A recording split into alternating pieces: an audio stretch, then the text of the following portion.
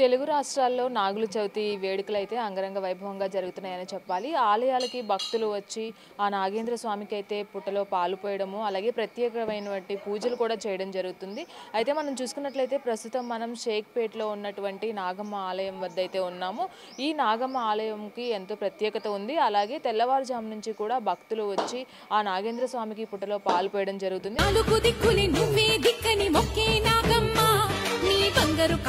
మనతో పాటు కొంతమంది భక్తులు ఉన్నారు.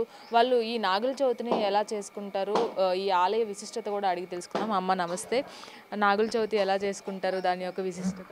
నాగుల చవితి అంటే ప్రతి సంవత్సరం నాగేంద్రుడికి పుట్టలో పాలు పోసుకుంటాము. అంటే బాగా నాగేంద్రుడు అంటే పొయ్యాలి కంపల్సరీ. ఈ కార్తీక మాసంలో అంటే ప్రతిరోజు కూడా ఎంతో ప్రత్యేకత ఉంది. మీరు ఎలా చేసుకుంటూ ఉంటారు? ఈ నెలంతా పొద్దున్నే లేసి మార్నింగ్ దీపాలు పెట్టుకుంటాము.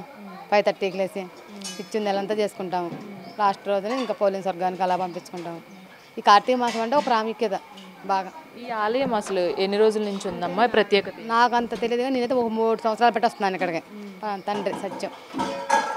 ఎక్కువ ఎందుకు పుట్టలో పాలు పోస్తుంటారు? అయిపోయినా కానీ మనం పొయ్యలేదు అనుకుంటే మనకు ఒక రోజు ముందే కనపడుతుంది పుట్టలాగా పొయ్యాలి అని గుర్తు చేస్తుంది. పిల్లలు పుట్టిన వాళ్ళు కానీ పెళ్లి కాని వాళ్ళు వీళ్ళందరూ కూడా ఎంతో ప్రత్యేకంగా పూజిస్తూ ఉంటారు కదా. ఈ రోజుకి అలా చేస్తే ఏమైనా పిల్లలు పుడతారు అంటారు తండ్రి. అందరికీ మంచిదే. నాగుల చవితి నాగేంద్ర పిల్లలకు అనారోగ్యాలు ఉన్నాయి ఏదున్నా అంతా బాగా మంచి దేవుడు. ఆయన లేనిది మనం లేం కదా. అట్లా పాలు పోస్తారు. చూసుకున్నట్లయితే నాగుల చవితి ఎంతో ప్రత్యేకంగా భావిస్తూ ఉంటారు.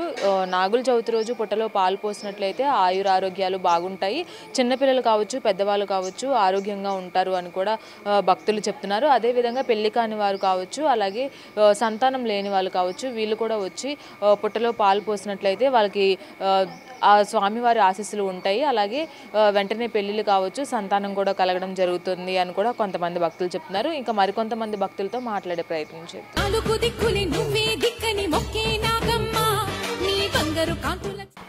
కార్తీక మాసంలో వచ్చే మరొక పండుగ ఈ నాగుల చవితి అని చెప్పాలి. ఈ నాగుల చవితి రోజున ఎంతో విశిష్టంగా పూజలు చేస్తూ ఉంటారు. అయితే మనతో పాటు మరికొంతమంది మహిళలు ఉన్నారు.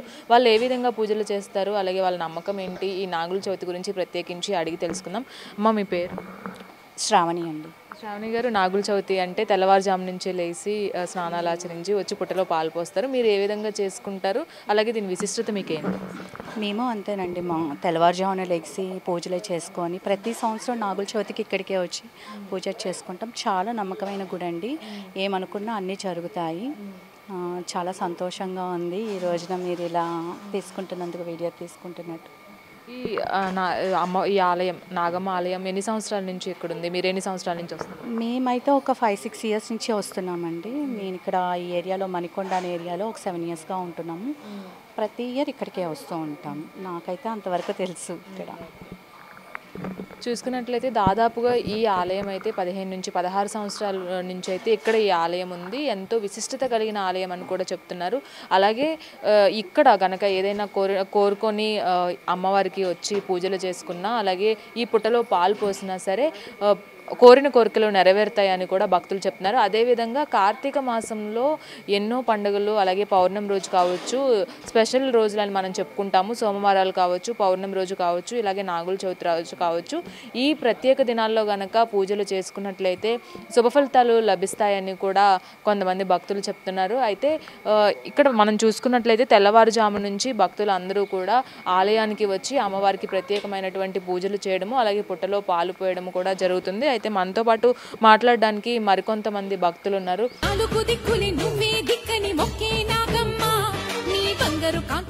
అయితే ఈ ఆలయం ఎప్పుడు స్థాపించారు, అలాగే ఎన్ని సంవత్సరాల నుంచి ఉంది, ఈ ఆలయం ఒక విశిష్టత ఏంటి అడిగి తెలుసుకుందాం. అమ్మ మీ పేరు? నా పేరు పూస శోభారాణి. అంటే ఆలయం ఎప్పుడు నిర్మించారమ్మా, ఎప్పటి నుంచి ఉంది, ఎన్ని సంవత్సరాలు అయింది? 2010లో విగ్రహ ప్రతిష్టాపన చేసినాం. 15 సంవత్సరాలు అవుతుంది. ప్రతి సంవత్సరం డిసెంబర్లో వార్షికోత్సవం కూడా జరుగుతుంది. ఇప్పుడు డిసెంబర్లో 9th ఉంది వార్షికోత్సవం. ప్రతి మంగళవారం బాగా జనాలు వస్తారు. శ్రావణ మాసంలో నాగ పంచమి, కార్తీక మాసంలో నాగ చవితికి చాలా జనాలు భారీ ఎత్తున వస్తారు. ఉదయం 5 గంటల నుండి రాత్రి 9-9:30 వరకు వస్తారు. నాగదోషము, కుజదోషము, రాహుదోషం, కేతు దోషం ఏదున్నా తొలగిపోతుందని నమ్మకంతో వస్తారు. కోరికలు ఉన్నవాళ్ళు ఏదైనా ఉద్యోగం గురించి కానీ సంతానం ప్రాప్తి గురించి కానీ వచ్చి ఇక్కడ ముడుపులు కట్టిస్తాం.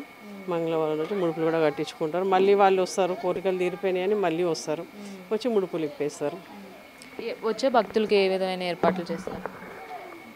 అంటే వస్తారు, పూజలు చేస్తారు. పొద్దున మార్నింగ్ పంచామృతంతో అభిషేకం చేస్తాము, వాళ్ళతోటే చేయిస్తాము. అభిషేకం చేస్తాము, చేసుకొని వెళ్తారు.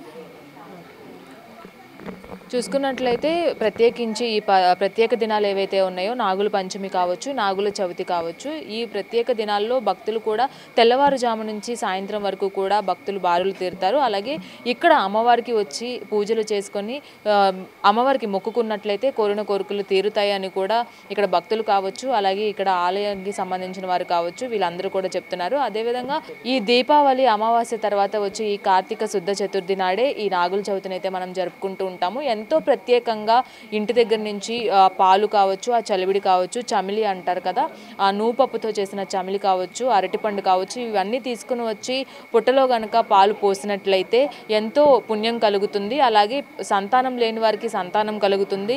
ఇంకా వివాహాది శుభకార్యాలు ఏవైతే కాకుండా ఉన్నవారు ఉన్నారో వాళ్ళు కూడా వచ్చి పుట్టలో పాలు పోసినట్లయితే వాళ్ళు కూడా వివాహాలు త్వరగా జరుగుతాయని కూడా భక్తులు నమ్ముతూ ఉంటారు. అదేవిధంగా కొంతమందికి నాగదోషం కావచ్చు, కుజదోషం కావచ్చు, శని దోషాలు కావచ్చు, వీళ్ళందరూ కూడా వచ్చి ఈ పుట్టలో ఈ రోజు ప్రత్యేకించి నాగుల చవితి రోజు కనుక పుట్టలో పాలు పోసినట్లయితే ఆ దోషాలు కూడా నివారించుకోవచ్చు అని కూడా భక్తులు ప్రగాఢంగా నమ్ముతారని చెప్పాలి. మొత్తంగా తెలుగు రాష్ట్రాల్లో నాగుల చవితి శోభ అయితే అంగరంగ వైభవంగా కనిపిస్తుందని చెప్పాలి. ప్రతి ఒక్కరూ కూడా చిన్నపిల్లల దగ్గర నుంచి పెద్దవాళ్ళ వరకు కూడా ఇక్కడికి ఆలయాలకి వచ్చి స్వామివారికి అమ్మవారిని కావచ్చు, నాగేంద్ర స్వామిని కావచ్చు దర్శించుకొని పుట్టలో పాలు పోస్తున్నారు. అదేవిధంగా దీపావళి రోజు మిగిలిన టపాసులు అయితే ఏవైతే ఉన్నాయో వచ్చి ఇక్కడ పుట్ట దగ్గర కనుక కాల్చినట్లయితే అది కూడా ఒక సాంప్రదాయంగా భావిస్తూ వస్తున్నారు భక్తులు. కాబట్టి నాగుల చవితి అయితే ఎంతో అంగరంగ వైభవంగా తెలుగు రాష్ట్రాల్లో భక్తులు జరుపుకుంటున్నారని చెప్పాలి.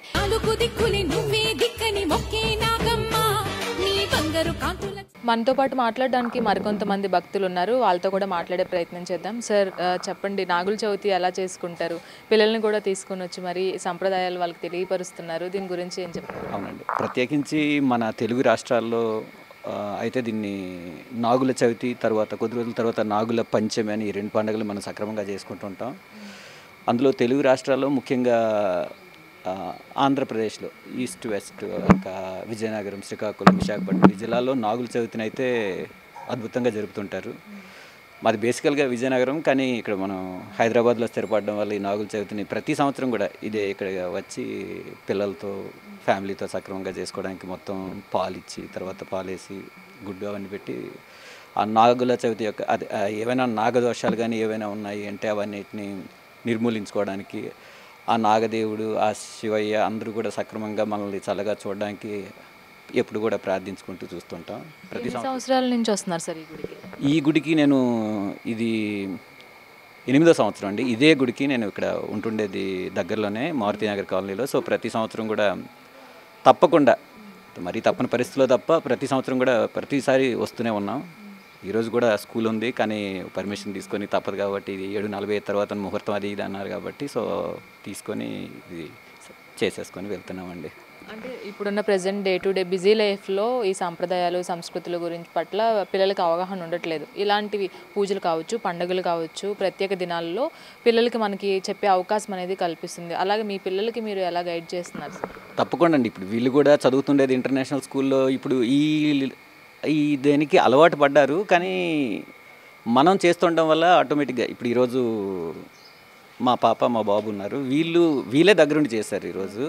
సో దీన్ని అడాప్ట్ చేసుకుంటున్నారు. ఇదే పండుగ కాదండి, ప్రతి పండుగ కూడా ఇప్పుడైతే మనం హైదరాబాద్లో చూసుకున్నామంటే ప్రతి పండుగ కూడా we are doing almost the best like villages only. Even Vinayaka Chavithi అవనివ్వండి, దసరా, దశమి ఇవన్నీ కూడా మనం బాగానే చేసుకుంటున్నాం.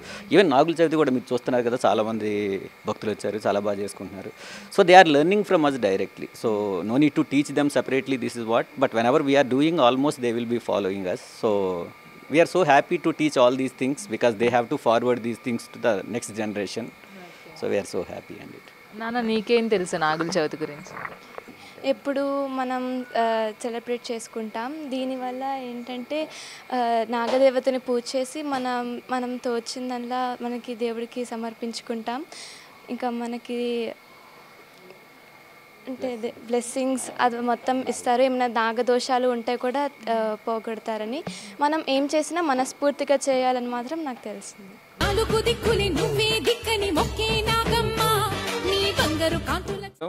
అంటే అన్నిట్లో మనమే ఉన్నామని భావించడం మన సనాతన ధర్మంలో ఉన్న ప్రత్యేకత. అందుకే ఇప్పుడు మనకున్న దేవతల్లో కూడా విష్ణుమూర్తి మామూలుగా పాము మీద పడుకుంటాడు, శివుడు పామును ధరిస్తాడు, సాక్షాత్తు సుబ్రహ్మణ్య స్వామి పాము అవతారం అంటారు, నాగదేవత అవతారం అంటారు. అందుకని ఇన్నిట్లో కూడా అన్ని జీవుల్లో కూడా మనిషి భగవంతుడిని చూడటం అనేది మన సనాతన ధర్మంలో మనకున్న ప్రత్యేకత. అందుకే ప్రతిదాన్ని ప్రతి జీవిని కూడా పూజించడం, ప్రతిదిని ప్రేమించడం. ముందు పూజించడం అంటే యాక్చువల్లీ అది మనకంటే వేరు కాదు. ఇప్పుడు ఇంత కాల సర్పమైనా కూడా యాక్చువల్లీ దాన్ని మామూలుగా చంపకుండా పూజించాలి అనేది భావన భారతీయ సంస్కృతిలోంచే వచ్చింది. అది ఇది కేవలం ఈ సంస్కృతికి సంబంధించింది. అందుకే మనం ప్రతి పండగ మనం జరుపుకుంటాం, ప్రతిదీ కొలుచుకుంటాం. మనకంటే అన్యంగా ఏమీ లేదు అనేది మన భావన. అందుకే ఈ సంస్కృతి ప్రపంచంలో తలమానికం కావటానికి కారణం అది.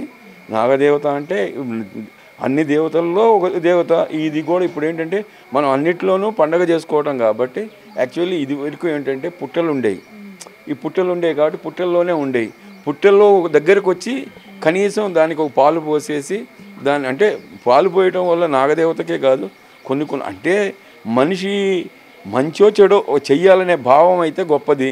ఈ సంస్కృతి కంటిన్యూ చేయడం అనేది ఇంకా గొప్పది. ఒక అక్కడికక్కడికే పోకుండా ఇప్పుడు మన తరతరాలకి ఒక అంటే వసుదైక కుటుంబాన్ని ఇంటిగ్రేషన్ అన్నమాట, యూనివర్సల్ ఇంటిగ్రేషన్ ఉన్న ఏకైక మతం ఏదైనా ఉంది అంటే ఈ ప్రపంచంలో ఒక హిందూ మతమే. భారతీయ సంస్కృతే దానికి మూలం.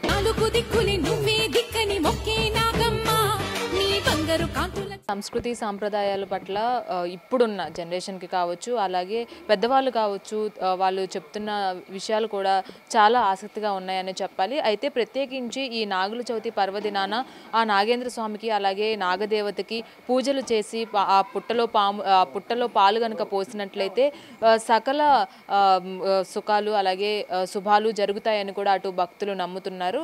కాబట్టి ఈ నాగుల చవితి రోజు ప్రతి ఒక్కరూ కూడా ఆలయాలకి పోటెత్తి మరి అమ్మవారికి పూజలు చేస్తూ ప్రత్యేకమైనటువంటి రోజుని పురస్కరించుకొని వాళ్ళు ఆలయాల్ని సందర్శిస్తున్నారనే చెప్పాలి. కాబట్టి మొత్తంగా చూసుకున్నట్లయితే హైదరాబాద్ నగర వాసులంతా కూడా ఈ నాగుల చవితి రోజు ఆలయాలకి పోటెత్తి ప్రత్యేక పూజలు నిర్వహిస్తున్నారు. వీడియో జర్నలిస్ట్ నీరజ్తో రాణి, మెగా 9 టీవీ, హైదరాబాద్.